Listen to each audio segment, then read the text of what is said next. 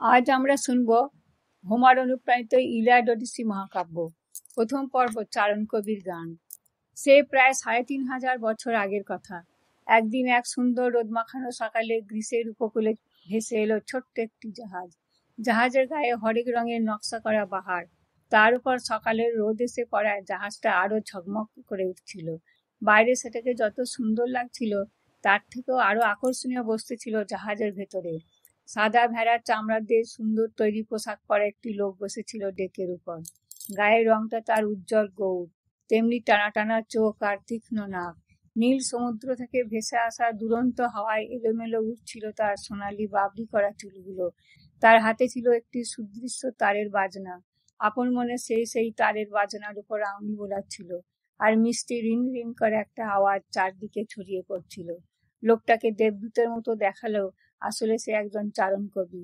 তার কাজ দেশ থেকে দেশান্তরে ঘুরে বেড়ানো আর কথায় কথায় গান বেঁধে সেই গানের সুরে সবাইকে মুগ্ধ করা। কবির গানের বিষয়ে কিন্তু সাধারণ গানের মতো নয়। গাছ, ফুল, চাঁদ আর ৬ ঋতুকে নিয়ে পৃথিবীতে কত গানই না বাঁধা হয়েছে। চারণ কবিরা কিন্তু সেই সব গান তৈরি করতো না। তাদের গানের বিষয়বস্তু ছিল বড় বড় বীর যোদ্ধা আর তাদের শৌর্য বীর্যের ইতিহাস। সেই সব বীর যোদ্ধাদের ইতিহাস আর কাহিনী ছিল দীর্ঘ বিস্তৃত ঘটনার মালা। তাদের সংগ্রাম, তাদের বীরত্ব, তাদের সুখ দুঃখের কথা কবির গলায় গান হয়ে ফিরত লোকের মুখে মুখে। তখনকার দিনে তো আর আজকের মতো এত বই আর পুঁথি ছড়াছড়ি ছিল না।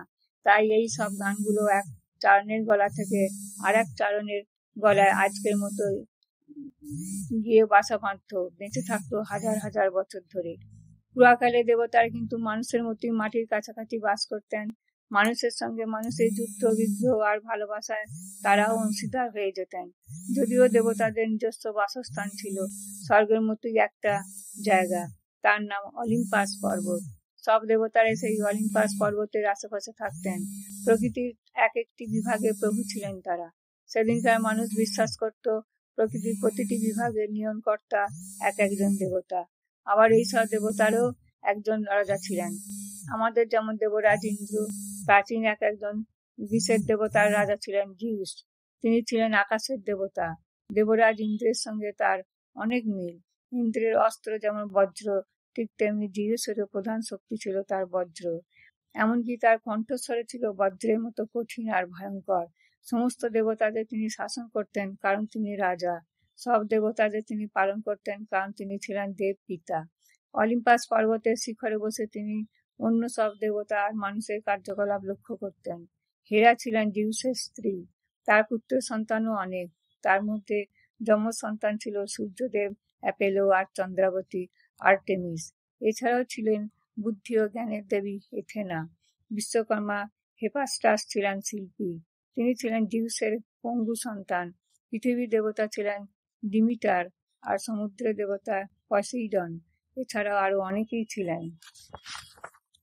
সেদিনে সেই সব চারণ কবিরা মানুষ আর দেবতাদের নিয়ে যেসব গান রচনা করেছিলেন, লোক পরম্পরায় আজ সেগুলো রূপকথা হয়ে গেছে। সেই রূপকথার সেরা রূপকথার চারণ শ্রেষ্ঠ মহাকবি হোমার। তিনি তার নিজস্ব শৈলীতে রচনা করেছিলেন দুটি অসামান্য রূপকথা, ইলিয়াড আর ওডিসি, যা পৃথিবীর অন্যতম শ্রেষ্ঠ গাথা হয়ে আজও বেঁচে আছে শতাব্দীর পর শতাব্দী পার হয়ে। আমাদের আজকের গল্প মহাকবি হোমারের অমর কাহিনী ইলিয়াড আর ওডিসির গল্প নিয়ে।